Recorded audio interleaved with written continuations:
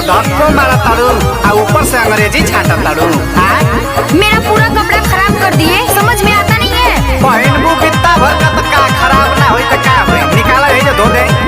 ये इंग्लिश मत छाटा बबुनी। इतना भाव लगईबू तो लहंगा लाथा जाई।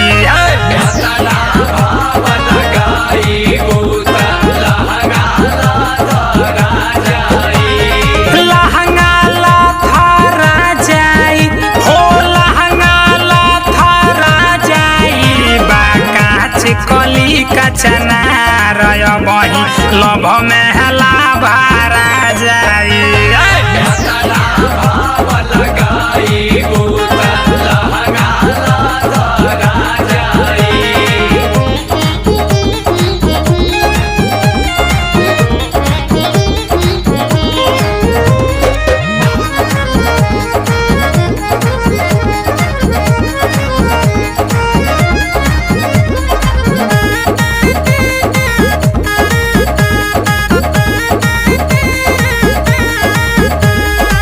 लइकन के बा दोसे न खाली कुछ तो दोसावा तोहरो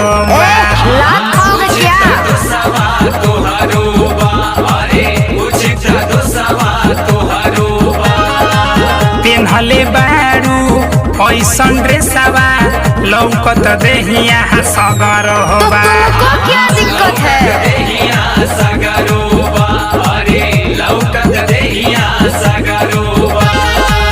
उल्टा सीधा चलबू रहिया गड़िया टकर जाई।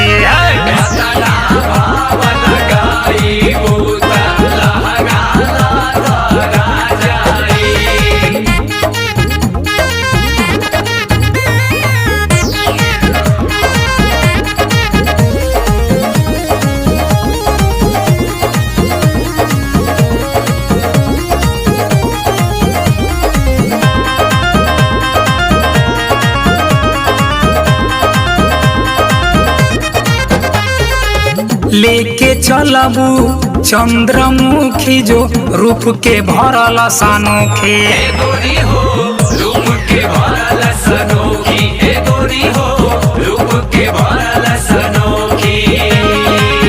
परी जई है पतरु पीछे लेके घुसी है उखी। What is उखी? अरे उखी मने गन्ना हो गन्ना, ना पता बतोगे का। चुसबूरा सवा गन्ना के तो देहिया गोदर जाई।